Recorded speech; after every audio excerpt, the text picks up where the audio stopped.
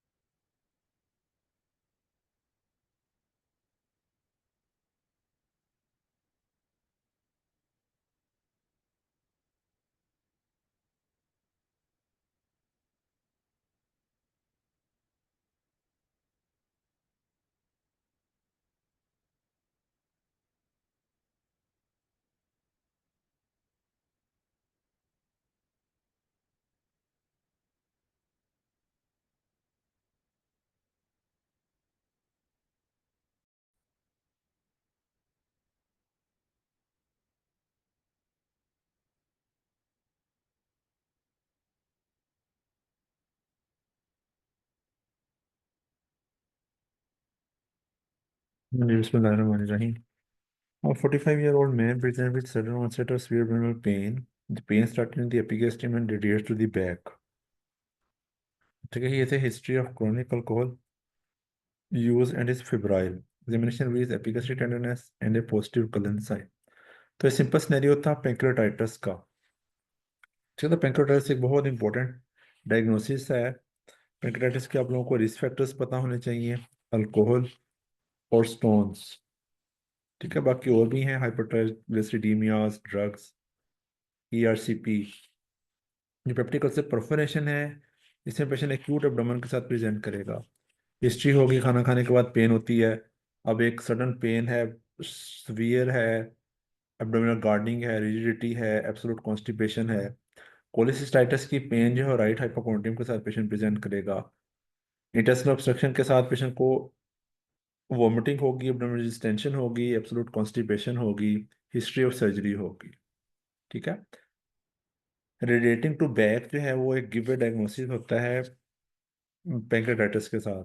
Pancreatitis के patient के जो टेस्ट हैं, अमाइलेज, लाइपेज, ठीक है, और इसका जो क्राइटेरिया है अपाची स्कोर, आल्दो वो आप लोगों के लिए इतना इंपॉर्टेंट नहीं, लेकिन पेंक्रेटाइटिस का जो सिनेरियो है ना, स्टेप 1 स्टेप 2 दोनों के अंदर बहुत कॉमनली आता है।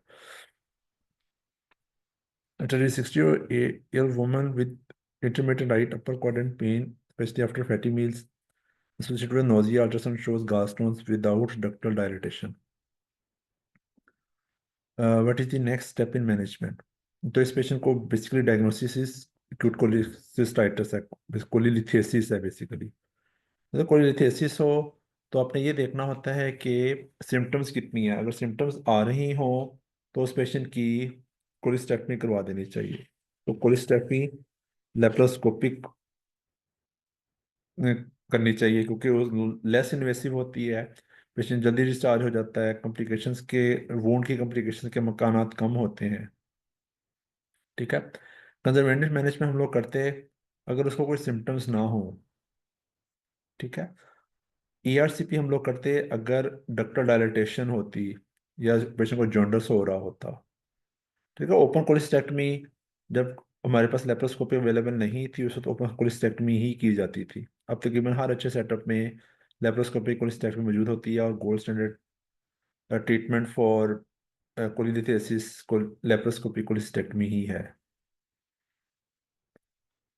अच्छा, 50-year-old man who is smoker with painless hematuria, urine confirms blood in but no infection, CT urography shows mass in the bladder।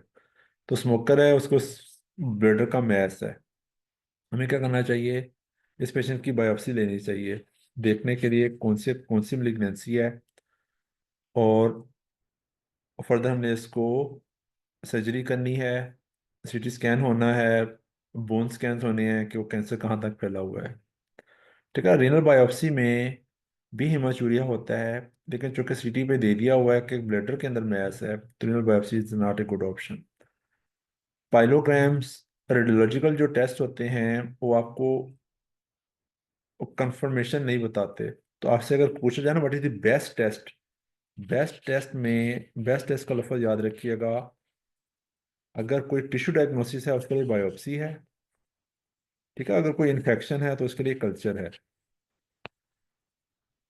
तो कुछ एग्जाम्स होते हैं लाइक स्टेट मेडिकल काउंसिल और यूएसएमएलई, उनमें ना क्वेश्चंस आते होते हैं what is the best test, what is the next step, what is the first line investigation, what is the definitive diagnostic test, इस तरह क्वेश्चन आता था। तो डेफिनेटिव का टेस्ट या बेस्ट टेस्ट का जो क्वेश्चन जहाँ पे भी आए, तो उसमें आप लोगों ने देखना है अगर टिश्यू डायग्नोसिस है, कोई malignancy या इन्फ्लेमेशन है, तो उसका बेस्ट टेस्ट इज बायोप्सी। अगर कोई इन्फेक्शन है तो वो कल्चर। ठीक है, तो रेडियोलॉजिकल टेस्ट जो होते हैं वो बड़ी कम ऐसे होता है।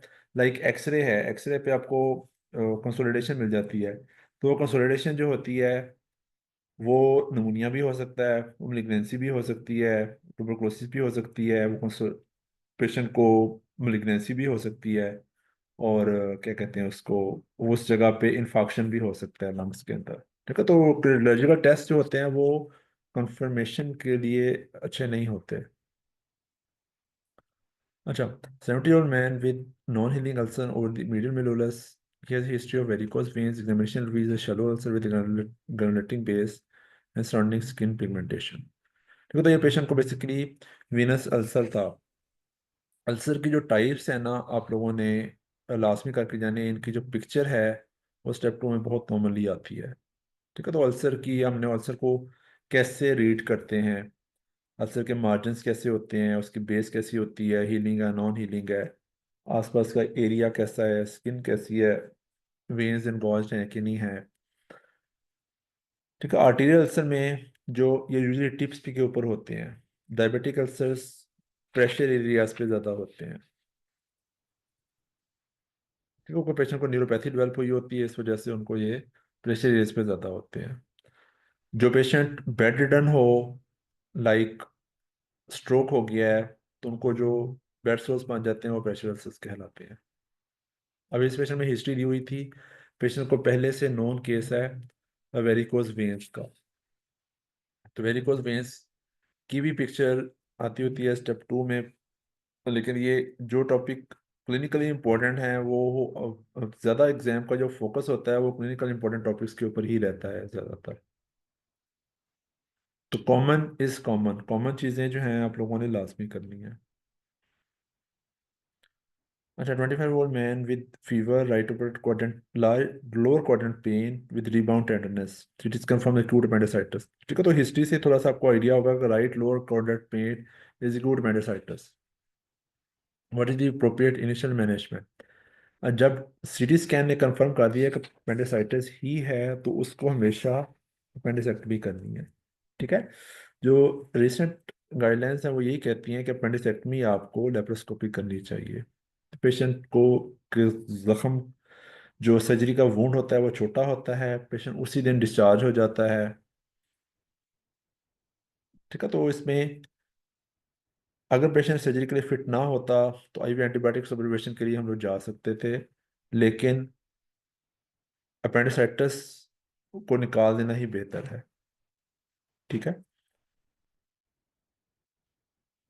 67 ओल्ड, जहाँ पे लेप्रोस्कोपी अवेलेबल ना हो वहाँ पे ओपन अपेंडिसेक्टमी की जा सकती है। लेप्रोस्कोपी क्या होता है कि हम कैमरा डाल के पेरिटोनियम में देखते हैं क्या चीज़ हो रही है। यूजुअली लेप्रोस्कोपी हम लोग करते होते हैं एक्टोपिक प्रेगनेंसी के लिए और एंडोमेट्रोसिस के लिए। ठीक है, अच्छा जी, 67-year-old man with painless lump in the scrotum examination reveals a non-tender translaminating mass. What is the most likely diagnosis? अच्छा, नॉन टेंडर है और ट्रांसलेमिनेशन होती है। ट्रांसलेमिनेशन से क्या मुराद है, आपने छोटे होते वो जो गुब्बारा होता है, गुब्बारे के ऊपर लाइट लगाए ना, तो पूरा गुब्बारा रोशन हो जाता है। तो आपने ये चीज़ देखी होगी। तो जो हाइड्रोसील है, ये फ्लूइड फिल्ड कैविटी होती है। इसके ऊपर हम लोग जब लाइट रखते हैं तो पूरी रोशन हो जाती है। ठीक है, तो नॉन टेंडर है और ट्रांसलेमिनेशन टेस्ट पॉजिटिव होता है इसके अंदर। ब्राइकोसिस के अंदर बैग ऑफ वर्म्स की का सिनेरियो आएगा। एपिडेर्मिस के साथ वैसी स्वेलिंग की हिस्ट्री आएगी। टेस्टिकुलर टॉर्शन के साथ पेशेंट को पेन होगी। विगरस एक्टिविटी, कोई एथलीट है या विगरस सेक्सुअल एक्टिविटी के बाद पेशेंट को पेन हुई है। डॉक्टर सी को एक्सप्लेन कीजिएगा। एपिडेर्मिस जो है वो सिंपल, जो आपकी टेस्टिस के ऊपर एपिडेर्मिस है उसके अंदर सिस्ट महसूस होगा। ये सोलिड होगा। सोलिड कह रहा हूँ, इसके अंदर जो है वो इतना ज़्यादा प्रीडोमिनेंट ये ट्रांसमिनेशन पॉजिटिव नहीं होगी। ठीक है, जो हाइड्रोसील है इसके लिए स्पेसिफिक ही हम लोग करते होते हैं। ये आपको याद होगा, ये हाइड्रोसील डेवलप किस वजह से होता है, ये प्रोसेसिस वेजिनलिस होता है। वो रहता है आपके रेमिनेंट के तौर पे।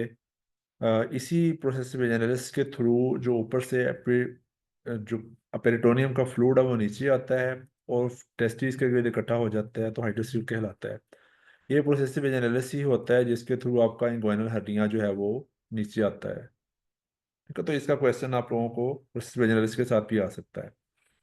ये चारों जो है ना इंपॉर्टेंट कंडीशंस थी। हाइड्रोसील, वाइकोसील, टेस्टिकुलर टॉर्शन, इनका अलग अलग सा क्वेश्चन आ सकता है आप लोगों को। अच्छा जी, a 55 man woman with dysphagia to solids, weight loss and regurgitation of undigested food. अच्छा, बेनिस show the bird beak appearance, what is the most likely diagnosis. तो बर्ड बीक जो है ये भी बहुत इंपॉर्टेंट एक सिनेरियो है। एक्लेजिया को शो करता है। लेकिन इसके अंदर ना एक जो चीज़ है ना, इसमें जो क्वेश्चंस थोड़ा सा कंफ्यूजिंग है। वो इस वजह से कि इसमें ना एक्लेजिया के अंदर यूजली वेट लॉस नहीं होता। ठीक है, तो एक्लेजिया के पेशेंट को जो डिस्फेजिया भी होता है वो both solids and liquids both को होता है। ठीक है, तो वो एज भी ऐसी है, तो इसमें जो कार्सिनोमा आना चाहिए था। तो बर्ड वीक अपीयरेंस की वजह से एक्लेजिया डायग्नोसिस भी बन रहा है, और जो क्या कहते हैं उसको, वेट लॉस की वजह से और वेजिटेशन की वजह से इसका डायग्नोसिस इस वजह से कार्सिनोमा भी बन रहा है।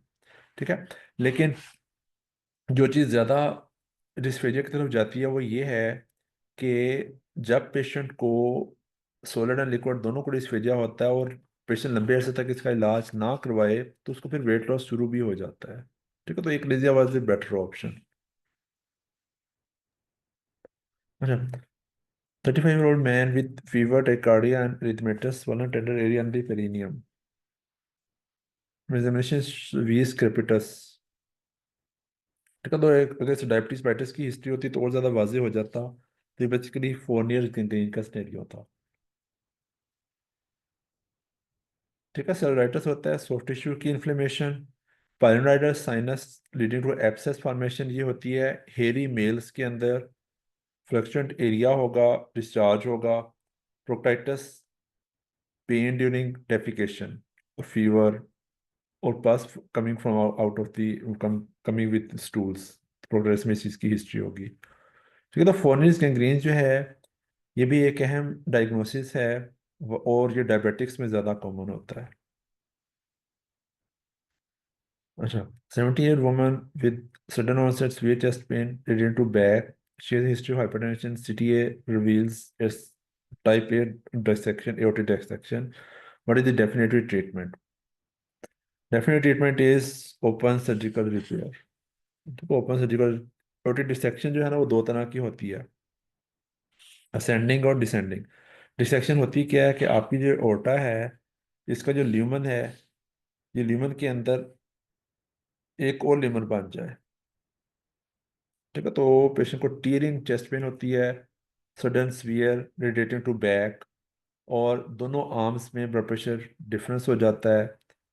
और इसमें भी बाज़ औक़ात अगर आपकी जो असेंडिंग एओर्टा में है, तो असेंडिंग एओर्टा से आपकी जो हार्ट को सप्लाई निकल रही होती है उसमें आ जाती हैं, उस तक एओर्टिक डिसेक्शन पहुंची होती है, उन आर्टरीज तक, राइट कॉर्नरी आर्टरीज तक। तो चेस्ट पेन है पेशेंट को, चेस्ट पेन जब भी होते हैं हम लोग ईसीजी करते हैं, तो ईसीजी के ऊपर एसटी एलिवेशन होती है, तो लगता है कि यार कि एमआई की वजह से पेशेंट को एसटी एलिवेशन हो रहा है। ठीक है, लेकिन इस कंडीशन में आपने बिल्कुल थ्रोम्बोलाइज नहीं करना। इस वजह से हिस्ट्री इम्पोर्टेंट है, बहुत ज़्यादा इम्पोर्टेंट है चेस्ट पेन की। ठीक है, क्या चेस्ट पेन किस चीज़ के साथ है? एक्सरसाइज करने के साथ है, बैठने के साथ है, खाना खाने के साथ है, एक्सरसाइज के साथ बाजू में दर्द है, एक पेन जो है बैक को रिलेट करती है कि नहीं करती। ठीक है, पेशेंट को जो टाइप 8 सेक्शन होती है उसमें असेंडिंग एओर्टा इन्वॉल्व होती है, जो टाइप बी होती है उसके अंदर डिसेंडिंग एओर्टा इन्वॉल्व होती है। दोनों के अंदर ब्लड प्रेशर कंट्रोल करना ज़रूरी होता है, लेकिन असेंडिंग के अंदर आप लोगों ने सर्जिकल रिपेयर लाजमी करनी है। तो type A type B dissection जो है आप लोगों को अभी इस क्लास के बाद एक नज़र इन दोनों की पिक्चर देख के इसको किस बुक से पढ़ लीजिएगा। अच्छा, 40-year-old man is involved in high-speed car accident and presents with dyspnea and examination. Percussion notice hyperresonant absent breath sounds on the left side. ठीक है, तो हाइपर रेजोनेंट है विद एब्सेंट ब्रेथ साउंड्स, तो diagnosis is निमोथोरेक्स। ठीक है, क्योंकि अब इस पेशेंट को सिम्टम्स आ रही हैं, डिस्टियाँ हो रहा है, और सडनली सारा कुछ हुआ है एक्सीडेंट के बाद, निमोथोरेक्स टेंशन में कन्वर्ट हो रहा है। ठीक है, हीमोथोरेक्स में फ्लूइड होना था, ब्लड होना था, तो ब्लड में आप लोगों को जो नोट है वो डल मिलेगा। ठीक है, पल्मोनरी कंटीजन में आपकी ब्रेथ साउंड्स एब्सेंट नहीं होंगी। जो फ्लेल चेस्ट है इसके अंदर आपकी जो रिब्स होती हैं ये दो जगह से टूटी हुई होती हैं। जब रिब दो जगह से टूटती है तो ये वाला जो पोर्शन होगा ये रेस्पिरेशन के साथ पैराडॉक्सिकल मूव करेगा। ठीक है, तो वो फ्लेल चेस्ट कहलाती है। वो पेशेंट को फिर इससे पल्मोनरी कंटूजन डेवलप होती है, पल्मोनरी एडिमा डेवलप होता है, हेमोथोरेक्स डेवलप हो सकता है। अच्छा जी, 65-year-old smoker with 2 months history of hoarseness. Examination reveals lesion on the mouth or pharynx, but laryngoscopy shows a mass in the vocal cords. अच्छा, vocal cords के ऊपर मैथ है, हमने क्या करना है इस पेशेंट का? इसमें सारी ऑप्शन ही बनते हैं, लेकिन पहली ऑप्शन है इस पेशेंट का सीटी स्कैन करवा के देखा जाए कि वो अगर मैथ अगर है तो कहाँ तक एक्सटेंडेड है। ठीक है, डेफिनेटली तो लेरिंक्स के ऊपर है, तो उसकी एक्सटर्नल बायोप्सी ही होगी। ठीक है, उसमें एफआई करने की जरूरत नहीं होगी, एक्सटर्नल बायोप्सी होगी। लेकिन उससे पहले ज़रूरी है, चूंकि स्मोकर है, हमने देखना है कि उसको सिर्फ मैस की बायोप्सी चाहिए या पूरी रेडिकल नेक डिसेक्शन होगी इस पेशेंट की। ठीक है, तो ऑपरेशन को जहन में रखते हुए कि कौन सा ऑपरेशन होगा, कैसे होगा, तो पेशेंट की पहले सीटी स्कैन करवाएंगे, फिर बाद में उसकी डिसाइड करेंगे कि बायोप्सी लेनी है सिंपल, या पूरी नेक रेडिकल नेक डिसेक्शन करनी है। अच्छा जी, a 28 woman with painless thyroid nodule FNA reveals self-suggestive papillary carcinoma. What is the treatment of choice? जब भी कैंसर का लफ्ज आ गया ना, तो उसमें आप लोगों ने सर्जरी को लाजमी रखना है ज़हन में। कहते इसमें हम लोग कैंसर टोटल थायराइडेक्टमी करेंगे, इसमें पार्शियल थायराइडेक्टमी करने की कोई तुक नहीं बनती। ठीक है, अच्छा, मैंने आप लोगों को एक और चीज़ कही थी एंडोक्राइनोलॉजी में, थायराइड कार्सिनोमा। थायराइड कार्सिनोमा की जो 4 टाइप्स है ना, पेपिलरी, मेडुलरी, फॉलिकुलर और एनाप्लास्टिक कार्सिनोमा, इन चारों को आप लोगों ने इनके पॉइंट्स जो है वो एक दो दो तीन तीन पॉइंट जो इसके लिखे हुए हैं बुक के अंदर, वो आप लोग पढ़ के जाइएगा। किसमें स्मॉल बॉडीज होती हैं, को मैन सिंड्रोम के साथ एसोसिएट होता है, किसके साथ किसका प्रोग्नोसिस अच्छा है, किसका प्रोग्नोसिस जो है वो वर्स्ट है। अच्छा, 55 men with a pulsatile mass and a back pain. Ultrasound confirms the abdominal aortic aneurysm, which is about 6.5 centimeter. What is the next best management?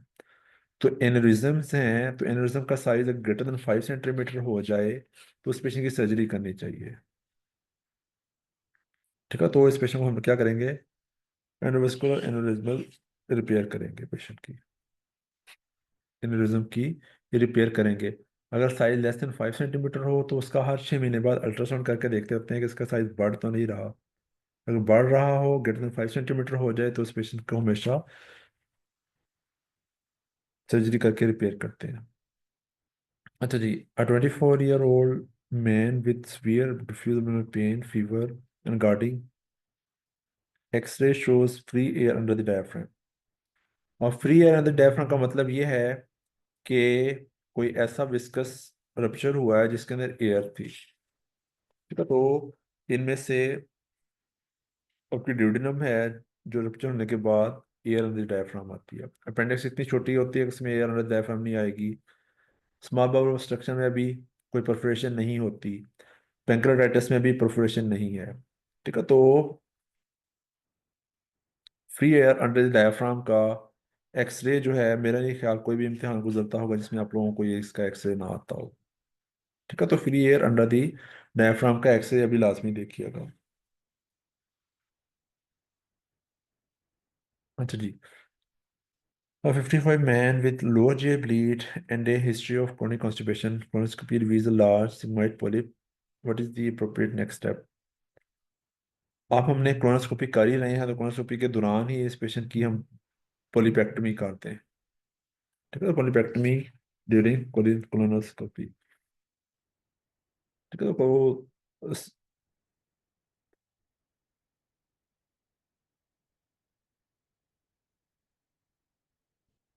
अच्छा जी, a 45 man with an irreducible very tender lump in the groin, there's a history of untreated inguinal hernia।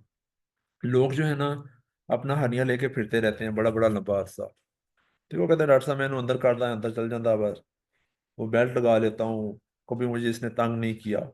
लेकिन hernia फंस भी सकता है फिर। ठीक है, तो वो फंसे तो क्या होगा, इरिड्यूसिबल हर्निया होगा पहले। इरिड्यूसिबल की अगर ब्लड सप्लाई कंप्रोमाइज हो जाए तो स्ट्रैंगुलेट हो जाएगा, उसको हम स्ट्रैंगुलेटेड हर्निया कहते हैं। ठीक है, तो जो एस्पिरेशन के अंदर हो रहा है, अब वो वापस नहीं जा रहा और उसमें दर्द शुरू हो गया है। ठीक है, तो शुरू में हर्निया जो होता है वो वापस चला जाता है, वो मरीज उसको इग्नोर करता रहता है। लेकिन उसको हर्निया जब हो तो उसको ये कह देना चाहिए कि किसी दिन वापस ना गया तो इमरजेंसी में हमें आपका ऑपरेशन करना पड़ेगा। ठीक है, तो बेहतर ये है कि इमरजेंसी आने से पहले इसका ऑपरेशन कर लिया जाए। तो मैश हर्नियोप्लास्टी करते हैं इस पेशेंट में। तो स्ट्रैंगुलेशन से क्या मुराद है कि उस हर्निया के अंदर जो गट है उसकी ब्लड सप्लाई कंप्रोमाइज हो रही है। ठीक है, अच्छा जी, a 63-year-old woman with a history of severe breast presents with a back pain, urinary incontinence, emission with low limb weakness and hyperreflexia। हाँ, जब भी malignancy हो और पेशेंट को बैक एक हो, तो इसका मतलब malignancy जो है वो मेटास्टेसाइज हो गई है। अब मेटास्टेसाइज करके क्या कर रही है, स्पाइनल कॉर्ड की कंप्रेशन कर रही है। ठीक है, स्पाइनल कॉर्ड की कंप्रेशन कर रही है। स्पाइनल कॉर्ड की कंप्रेशन होगी तो लो लिम्ब वीकनेस होगी पेशेंट को। ठीक है, लो लिम्ब वीकनेस लीड्स टू, ये लो लिम्ब वीकनेस कौन सी टाइप की है, अपर मोटर न्यूरॉन टाइप की वीकनेस है। ठीक है, जो पेशेंट को हाइपर रिफ्लेक्सिया है, रिफ्लेक्सिस ज्यादा है। ठीक है, टोन इंक्रीज होगी, हाइपर रिफ्लेक्सिया होगा, उस एरिया पे आप लोगों को एक सेंसरी लेवल भी मिल रहा होगा। कोर्डेक वार्नर सिंड्रोम होता है hemisection of the spinal cord, spinal cord आधी कट रही है। ठीक है, वर्टिबल ऑस्टियोमाइलिटिस होता है इन्फ्लेमेशन और इन्फेक्शन ऑफ दी आपकी वर्टिब्रा का।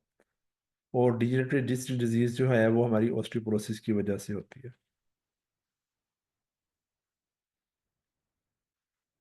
अच्छा जी, a 30-year-old man with slowly enlarging lump in the parotid region, examination reveals a non-tendiniform mass without facial nerve palsy। What is the most likely diagnosis? जो slivery glands हैं उनका one of the most important और बड़ा मशहूर malignancy है, that is प्लीमॉर्फिक adenoma. ठीक है, तो ये बिनाइन ट्यूमर है बेसिकली, जो शो कर रहा है कि उसने अभी नर्व को इन्वॉल्व नहीं किया। जैसे आपको पता है कि आपकी जो पेरोटिड है उसके अंदर से आपकी फेशियल नर्व गुजरती है। ठीक है, तो अगर फेशियल नर्व की इन्वॉल्वमेंट हो तो इसका मतलब है कि अंदर ट्यूमर जो है वो अब malignancy में कन्वर्ट हो गया हुआ है। ठीक है, पेरोटाइटिस में इन्फ्लेमेशन होती और एरिया टेंडर हो जाता। म्यूकोएपिडर्मिडाइट में कार्सिनोमा में आपकी फेशियल नर्व पास होना शुरू हो जाती। अच्छा जी, 75 women with left lower quadrant pen, left lower quadrant pen. अच्छा, फीवर एंड डायरिया। इतने आप लोग अभी तो चलो जो कि इम्तिहान है ना, तो ये जो प्रेजेंटेशंस हैं ना, ये रियल लाइफ पेशेंट्स हैं। तकरीबन हमने तो आप जो हाउसों में भी काफ़ी चीज़ें देख ली हैं, देखी होंगी आप में से जिन लोगों ने हाउस वर्क की हुई है। तो ये रियल लाइफ पेशेंट्स, ये सिनेरियो लिखने का मकसद ये होता है कि आने वाली जो लाइफ है आपकी, इसमें आप लोगों के जहन में फ़ौरन आ जाए कि मैंने पेशेंट का सोचना क्या है। ठीक है, तो इसमें लर्निंग के बहुत पॉइंट्स हैं। अच्छा, ओल्ड एज है, लेफ्ट ओवर क्वाड्रेंट पेन है विद फीवर एंड डायरिया। इसका तो सीटी स्कैन पे भी डाइवर्टिकुला है, जो उसकी इन्फ्लेमेशन हो चुका है, डाइवर्टिकुलाइटिस डेवलप हुआ हुआ है, लेकिन अभी एब्सेंस नहीं बनी। तो what is the initial treatment? हम पेशेंट को क्या करेंगे? एंटीबायोटिक्स देंगे, उसको कहेंगे अपनी कॉन्स्टिपेशन का इलाज रखे। ठीक है, तो डाइवर्टिकुला क्या होता है? आपकी जो गट होती है, इसकी वाल ऐसे बाहर की तरफ निकल आती है। ठीक है, तो इस जो कि आपकी कोलन के अंदर स्टूल होता है, स्टूल जो है वो इस डाइवर्टिकुला में फंसता है। स्टूल जब हार्ड होता है तो हार्ड दबाने की वजह से डाइवर्टिकुला डेवलप होते हैं। तो जब स्टूल यहाँ पे फंसता है तो वहाँ पे इन्फ्लेमेशन, इन्फेक्शन, एब्सेस फॉर्मेशन हो सकती है। ठीक है, तो पहला इलाज इज कॉन्स्टिपेशन रिलीव करें, डाइटरी फाइबर्स इंक्रीज करें, और पेशेंट की इन्फेक्शन इन्फ्लेमेशन दूर करें थ्रू एंटीबायोटिक्स। सर्जिकल सेक्शन की भी ज़रूरत नहीं है। आईवी एंटीबायोटिक्स अगर पेशेंट शॉक में होता या क्या कहते हैं उसको, ज़्यादा सिक होता, तो हम आईवी एंटीबायोटिक हॉस्पिटलाइजेशन करते हैं। है जी, 25 man with severe scrotal pain and swelling after an athletic injury. The opponent shows absent blood for the testes. हाँ, वही जो हम लोग थोड़ी देर पहले बात कर रहे थे, टेस्टिकुलर टोर्शन। इस पेशेंट को क्या क्या हुआ है? टेस्टिकुलर टोर्शन हुई हुई है, तो उसकी फौरी तौर पे सर्जिकल एक्सप्लोरेशन ज़रूरी है। वाई? क्योंकि अगर सर्जिकल एक्सप्लोर नहीं करेंगे तो जो उसकी टेस्टिस को आर्टरीज जा रही है वो बंद हुई हुई है। हमें कैसे पता कि वो बंद हुई है? कि आपका वो अल्ट्रासाउंड के ऊपर ब्लड फ्लो नज़र नहीं आ रहा, तो उसका इन्फेक्शन हो जाएगा। ठीक है, इन्फेक्शन होने का मतलब ये है कि उस टेस्टिस को फिर हम बचा नहीं सकते, उसको फिर हमें निकालना पड़ेगा, और पेशेंट की फर्टिलिटी में अफेक्ट आएगा, क्योंकि अभी बिल्कुल यंग लड़का है। ठीक है, तो टेस्टिकुलर पेन हो, इन्फ्लेमेशन, इन्फेक्शन के अलावा टेस्टिकुलर टॉर्शन एक बहुत इंपॉर्टेंट डायग्नोसिस है। ठीक है, टेस्टिकुलर टॉर्शन के अंदर क्या होगा कि आपका जो टेस्टिस हैं उनके अंदर जो एक साइड का जो टेस्टिस है उस वो ज़्यादा ऊपर की तरफ होगा। अगर ये वाला टेस्टिस इस तरफ है तो एक टेस्टिस एबनॉर्मली ऊपर की तरफ होगा, क्योंकि वो घुमा हुआ है, घूमने की वजह से वो ऊपर चढ़ गया हुआ है। ठीक है, तो जब घूमेगा तो उसकी आर्टरी जो है वो कंप्रोमाइज होगी। आर्टरी कंप्रोमाइज होगी तो can lead to necrosis, infection and permanent damage. ठीक है, तो टेस्टिकुलर टॉर्शन हमेशा टेस्टिकुलर पेन के अंदर एक डिफरेंशियल आप लोगों का होना चाहिए, यूटीआई के अलावा, यूटीआई सेक्सुअल ट्रांसमिटेड डिजीजेस के अलावा। अच्छा, 40 year female with progressive enlarging goiter and comprehensive symptoms like dysphagia and hoarseness. Ultrasound shows a heterogeneous thyroid with calcifications. हाँ, गोइटर है along with dysphagia, तो इसका मतलब है गोइटर जो है वो डिस्फेजिया भी करवा रहा है और हॉर्सनेस भी करवा रहा है। यानी गोइटर बड़ा हो गया है और इसने गला दबाना शुरू कर दिया है, और थायराइड में आपको कैल्सिफिकेशन नजर आ रही है, तो मोस्ट लाइकली ये मेलिग्नेंसी है। ठीक है, तो ये थायराइड कार्सिनोमा है। ठीक है, थायराइड की जब हम हिस्ट्री लेते हैं तो उसमें ये चीज़ पूछना बड़ा ज़रूरी होता है कि खाना निकलने में तकलीफ तो नहीं, आपकी आवाज़ तो नहीं बदल गई हुई, आपके वजन में कमी तो नहीं हुई। ठीक है, आपको पता है थायराइड का जो गोइटर है वो पेशेंट हाइपो भी हो सकता है, हाइपर भी हो सकता है। हाइपो हाइपर के तो अलग से क्वेश्चन हैं ही है ना, लेकिन इसके अंदर एक एक्स्ट्रा चीज़ दी हुई थी, कैल्सिफिकेशन। जब भी कोई स्वेलिंग होती है हम उसका अल्ट्रासाउंड करवाते हैं, तो थायराइड का भी अल्ट्रासाउंड होता है, उसमें हमें एक कैल्सिफिकेशन नज़र आ रही है। तो कैल्सिफिकेशन शो करती है मेलिग्नेंसी को थायराइड के अंदर। अच्छा जी, a 55 man with painless jaundice and weight loss, CT shows a mass at the head of the pancreas. What is the definitive treatment? Head of the pancreas का मतलब ये है कि ये ऑब्स्ट्रक्शन करेगा। हाँ जी, इसके अंदर हो भी रही ऑब्स्ट्रक्शन ना, तो पेशेंट को जॉन्डिस डेवलप हुआ हुआ है, तो ये ऑब्स्ट्रक्टिव जॉन्डिस हो गया। अब वहां से हम लोगों ने इस पेशेंट को क्या करना है, इसकी सर्जरी होगी डेफिनेटली। डेफिनेटिव ट्रीटमेंट पूछी हुई है तो विपल्स प्रोसीजर होगा। अगर आपसे पूछा जाता फर्स्ट ट्रीटमेंट क्या है, तो फर्स्ट ट्रीटमेंट में हम लोग पेशेंट की ईआरसीपी करते, ईआरसीपी करके उसकी स्टंटिंग रखते। ठीक है, तो डेफिनेटली मतलब ये है कि आपने कैंसर ही निकाल देना है, तो कैंसर निकालने के लिए हम पेशेंट की सर्जरी करेंगे। ठीक है, अगर जॉन्डिस से रिलीव करवाना है तो वहां पे हम स्टंट डाल सकते हैं। अच्छा जी, 68 man with history of atrial fibrillation present with sudden onset of abdominal pain और blood diarrhoea, CT angio shows a mesenteric ischemia. What is the immediate management? और जब एट्रियल फिब्रिलेशन जब किसी पेशेंट को होती है, इसका मतलब है कि दिल जो है वो धड़क नहीं रहा, सिर्फ कांप रहा है। जब कांपेगा तो ब्लड जो है वो हार्ट में स्टे करेगा, हार्ट में जब स्टे करेगा तो वहाँ पे क्लॉट बनेगा, वो क्लॉट निकल के आपकी सिस्टमिक सर्कुलेशन में जाएगा, दिमाग में स्ट्रोक हो सकता है, हार्ट के एब्डोमेन में मेसेंटेरिक इस्कीमिया हो सकता है, और लिम्स के अंदर लिम्ब इस्कीमिया हो सकता है। ठीक है, तो इस क्लॉट को निकालना ज़रूरी है। आपकी गट जो है ना बड़ी जल्दी जो है वो हो सकती है डिस्ट्रॉय। ठीक है, तो इस क्लॉट को निकालना बहुत ज़रूरी है, तो इसके लिए हम लोग पेशेंट की एंजियोग्राफी करके, अब एंजियोग्राफी चूँकि साथ हो ही रही है, तो साथ ही इस पेशेंट की थ्रोम्बेक्टमी करेंगे, उस थ्रोम्बस को निकालेंगे। ठीक है, एंटीकोगुलेशन बहुत आहिस्ता आहिस्ता काम करती है, this is not a good option. Bowel resection अभी, बाउल रिसेक्शन हमें करनी पड़ेगी अगर उसकी गट जो है वो नेक्रोज हो गई है, तो विजुअलाइजेशन का कोई फायदा नहीं है। अच्छा जी, 54 और old man with 2 day history of progressive worsening of distension, vomiting and no passage of flatus, X ray reveals multiple air fluid levels। ठीक है, तो वो वॉमिटिंग है, abdominal डिस्टेंशन है, जैसे मैंने कहा, तो ये ऑब्स्ट्रक्शन का सिनेरियो है, स्मॉल बाउल ऑब्स्ट्रक्शन।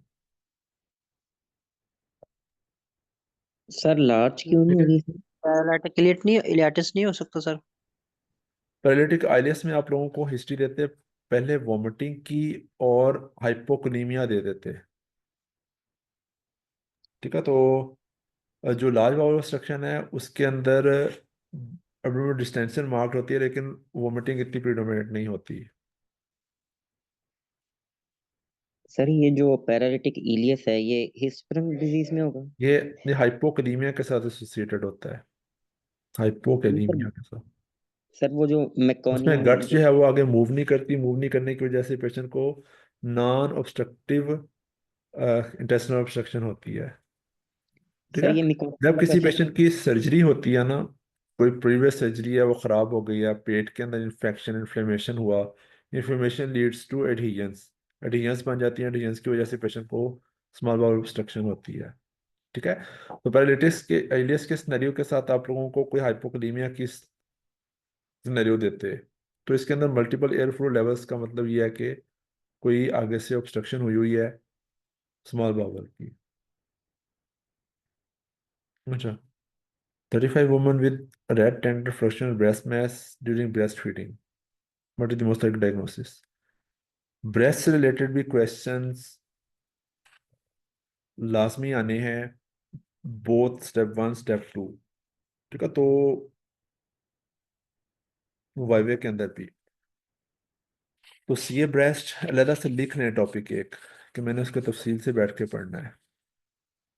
ठीक है, इसकी टाइप्स क्या होती हैं, पैथोलॉजी में टाइप्स पूछी जाती हैं, सर्जरी में इसकी सर्जरी पूछी जाती है, और ब्रेस्ट की जो कंडीशंस हैं, नॉन malignant कंडीशंस जो हैं, ये सारी नॉन malignant कंडीशंस हैं, एब्सेस, मास्टाइटिस, फाइब्रोएडेनोमा, डेक्टेक्टीजिया। ठीक है, तो एब्सेस जब माँ पिला रही बच्चे को दूध पिलाती है तो छोटे मोटे कट आते हैं, कट में स्टेफिलोकोकस जाता है, उससे एब्सेस डेवलप होती है। ठीक है, अच्छा, चूंकि फ्लक्चुएंट मैस दिया हुआ है, मैस का मतलब है कि एब्सेस डेवलप हुई हुई है। अगर सिर्फ पेन और रेडनेस होती तो मैस्टाइटिस होता। अगर एक नॉन टेंडर मूवेबल मैस है, वो फाइब्रोएडेनोमा होता। पेनलेस लेग ब्लीडिंग है तो डक्टेक्टीजिया का सिनेरियो होता वो। ठीक है, सर्जरी में ये जितने मैंने टॉपिक्स, ये अभी आप इस वीडियो को दोबारा देख के ना, इस वीडियो में जितने भी टॉपिक्स थे ना, उन टॉपिक्स को राइट डाउन कीजिएगा। अभी आप लोग पूछ रहे थे ना कि कोई गैस सर्जरी के बारे में, तो ये सर्जरी के इम्पोर्टेंट 3 टॉपिक्स थे सारे के सारे। इन टॉपिक्स की लिस्ट बना के, तो इन टॉपिक्स को आप जो भी बुक आपने पढ़ी है उसमें से पढ़ना है आप लोगों ने। अच्छा, 29 men with penetrating injury to the chest and signs of shock. He is tachycardic, hypertensive with distended neck pains. ठीक है, पेशेंट को कोई छुरी वाला लगी है, उसके बाद शॉक में है, along with distended neck pains. Distended neck pains का मतलब ये है कि उसकी पेरिकार्डियम जो है वो रप्चर हुई है, और पेरिकार्डियम के बाद उसके वहाँ पे फ्लूइड ब्लड इकट्ठा होना शुरू हो गया, तो पेशेंट को बेसिकली सिनेरियो है कार्डियक टेम्पोनार्ड का। ठीक है, जो टेंशन न्यूमोथोरैक्स है, उसमें पेशेंट शॉक में जाता है, लेकिन उसके अंदर साथ आप लोगों ने पहले सिनेरियो पढ़ लिया कि उसमें एब्सेंट ब्रेथ साउंड्स की हिस्ट्री देते हैं, और उसमें मीडियास्टिन शिफ्ट हो जाती है, और पेशेंट की नेक में एंगॉज नहीं होती इतनी ज़्यादा। ठीक है, हीमोथोरैक्स में ब्लीडिंग इन द चेस्ट है, पल्मोनरी एम्बोलिज्म में भी पेशेंट को जो है वो हिस्ट्री होती है आपकी प्रोलॉन्ग्ड रेस्ट की। ठीक है, तो पेशेंट की सफ़र की हिस्ट्री होती।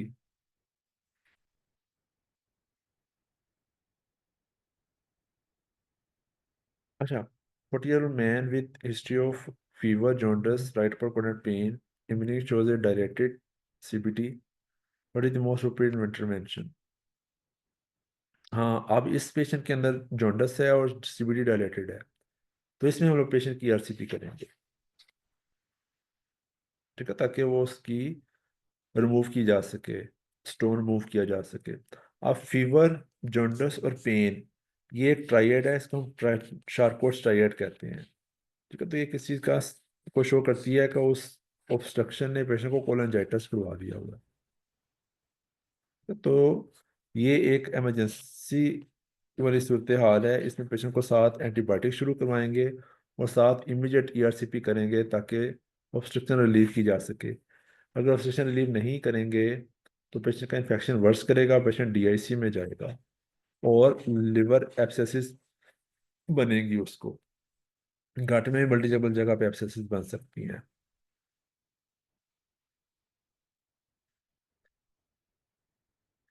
अच्छा जी, सिर्फ एंटीबायोटिक यूज नहीं करेंगे जब तक हम लोग ऑब्स्ट्रक्शन रिलीव नहीं करवाएंगे, बाइल फ्लो नहीं करेगा, तो एंटीबायोटिक्स हमारी काम नहीं करती करेंगी। A 60-year-old man with hematemesis and melena, endoscopy reveals esophageal varices. What is the first line management? अच्छा, इसमें बैंड लाइगेशन डेफिनेटली, अगर पेशेंट की ब्लीडिंग बैंड लाइगेशन से, आईवी फ्लूइड से आपकी उससे ठीक नहीं हो रही, तो फिर हम पेशेंट को अगला काम टिप्स का करेंगे। ठीक है। इसमें वेजोप्रेसन नहीं, इसमें ट्रलीप्रेसन देते हैं, ट्रलीप्रेसन। ठीक है। और स्क्लेरोथेरेपी हम लोग करते हैं उन वेरेसिस की जहाँ पे आपको बैंड नहीं लग सकता, लाइक गैस्ट्रिक वेरेसिस की। ठीक है। बैंड क्या चीज़ होती है? ये वेन फुली हुई है ना, बैंड जाके इसको ऐसे पकड़ लेगा, पकड़ के इसको ऐसे कंप्रेस कर देगा। ठीक है। तो कर करके इसका, इस वेरिसिस को छोटा कर देगा, कम कर देगा साइज में। अच्छा। A 19-year-old man with open fracture of the tibia following a motorbike accident. What is the immediate management? Open fracture always, उसका जो है वो हमेशा कॉम्प्लिकेटेड फ्रैक्चर होता है, उसकी हमेशा इंटरनल फिक्सेशन की जाती है, उसकी सर्जरी की जाती है। तो इस पेशेंट को सर्जरी में ले जाके ओटी में इरिगेशन, डिब्राइडमेंट और फिक्सेशन करनी है। देखो, ओपन फ्रैक्चर से क्या मुराद है कि हड्डी जो है बाहर की तरफ एक्सपोज्ड है। ठीक है। अब बताए, जब भी हड्डी टूटती है उसके मार्जिन बहुत शार्प होते हैं, वो शार्प मार्जिन से हैं वो स्किन को इरोड करते हुए बाहर की तरफ आ गए हैं। ठीक है। तो बाहर अब वो गिरा है, पता नहीं कितनी मिट्टी होगी वहां पे, क्या क्या कुछ गंद बुला, किसी गारे में गिरा है, किसी नाले में गिरा है, ठीक है, सड़क पे गिरा है। तो उस एरिया को वॉश करना, डिब्राइड करना बहुत ज़रूरी है, क्योंकि ओपन फ्रैक्चर के बाद ओस्टियोमाइलाइटिस के अमकानात बहुत ज़्यादा होते हैं। ठीक है। ओस्टियोमाइलाइटिस एक दफ़ा हो जाए तो फिर वो पेशेंट बड़ा लंबा अरसा लटक जाता है, उसको बड़ा लंबा अरसा तक एंटीबायोटिक्स खाना पड़ती हैं। अच्छा जी। A 32 man with chronic anal pain and pulmonary discharge. Examination with an external opening near the anal verge. What is the most likely diagnosis? हाँ जी, मोस्ट लाइकली एनल फिस्टुला है, जो इसको लंबे अरसे से पेशेंट को पल्मोनरी डिस्चार्ज आ रहा है अलॉन्ग विद पेन। ठीक है। हेमराइड्स के अंदर पेशेंट को पेनलेस ब्लीडिंग होती और something coming out of the anus की हिस्ट्री होती। एनल फिशर में पेनफुल ब्लीडिंग होती, और कोलेक्टर कार्सिनोमा में इंक्रीज्ड एज के साथ अनीमिया की हिस्ट्री होती, या कोई कोलोनोस्कोपी के मैस की हिस्ट्री होती, या कॉन्स्टिपेशन डायरिया की हिस्ट्री होती है आपको। ठीक है। तो पेरिएनल जो हैं मसले मसाइल, fistula, haemorrhoids, fissure, malignancy, pulmonary sinus, तो इनका भी सिनेरियो जो है ना वो इम्पोर्टेंट है।